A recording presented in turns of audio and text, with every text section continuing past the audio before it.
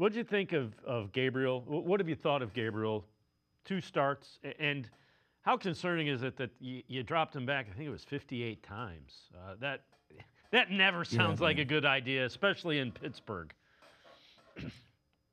Yeah, I mean, I've been a supporter of Kevin for a long time, and I think I do believe in his approach to coaching, the demeanor he has, the aggressiveness he has in certain situations. I like a lot about him, and I've been a supporter believer in how he's done. My biggest issue is sometimes, and this is not isolated to just this last week, like he's dropped back some. I mean, he dropped back Flacco 50 times, the high 40s a couple times this year. He did this with Mayfield at times where clearly an offense wasn't built to do it. I just the place I get to concern is how they can. This is such a delicate topic. I think Kevin is a competent head coach or competent play caller, designer when he has the talent to achieve the process. When he has to scheme to overcome things, deficiencies in talent, injuries, quarterback problems, that's where I think there's some question about does he understand play call sequencing, how to make things easier on his least talented players, and how to attack weaknesses of defenses, excuse me, that give the results for guys that just aren't as talented. I think that's the spot that I'm concerned about is, week to week, does this game plan look tailored specifically for what Minnesota doesn't do well or what Pittsburgh doesn't do well?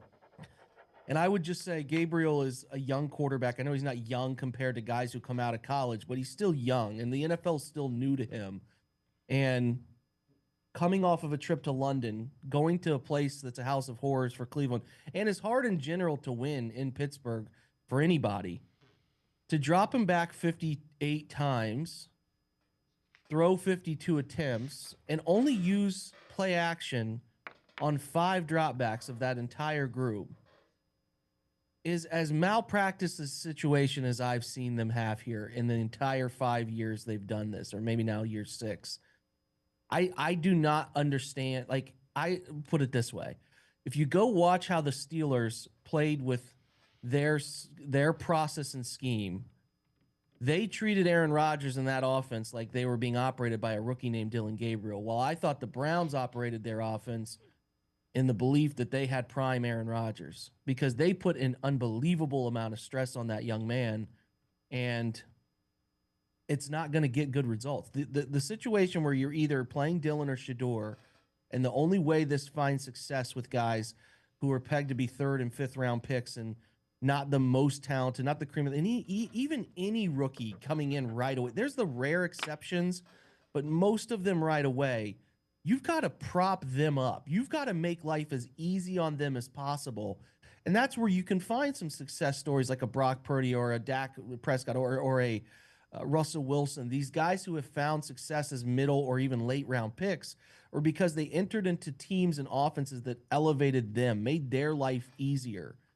And if you can't find a way to do that, and it's already a situation where they're behind the curve because their talent isn't elite on offense, so the scheme needs to be elite, and they're not entering that. And you're asking Dillon Gabriel to prop up your entire offense, that's as malpractice as it gets. And I just really can't fathom thinking that any situation in this game renders a result where our final 44 plays of the game, only 7 of them are runs. In a game situation where it was only 16-3, that you could have got a touchdown, got back within one score, and you treat this young kid who's not playing that great at all.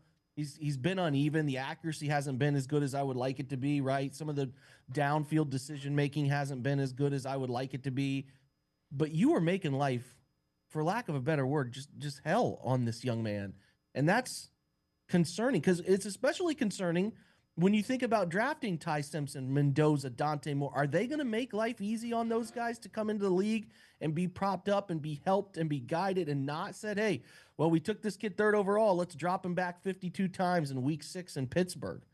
Like, why are we doing that to them? So I just like it's even more asinine when you think about these. Clearly Dylan's not the most gifted of the class. He could be fine. He could navigate and play point guard style for your offense, but I don't know what can ever lead you to thinking that's an okay outcome. I just don't. I just don't know how we could be there with Quinshon Judkins and the group you have of players around him and think the best option for us is to throw the second half, the entire half. Even though the game was 9-3 at half, we got to really throw it the entire. Like, what are we doing? Like, what are we can't find anything in the run game that makes you feel compelled to call run schemes you think are going to work. You can't find anything in your arsenal here. All right, man. All right. Good luck to everybody involved. And to me, that's if you're a staunch Stefanski, critic. That's the gun. That's the smoking gun, man. Like that to me is heinous stuff. Yeah, no, I agree with you. I could not figure out why Judkins didn't get the ball more than 12 times, or at least throw him the ball. I mean, get the ball in his hands in space. Do something.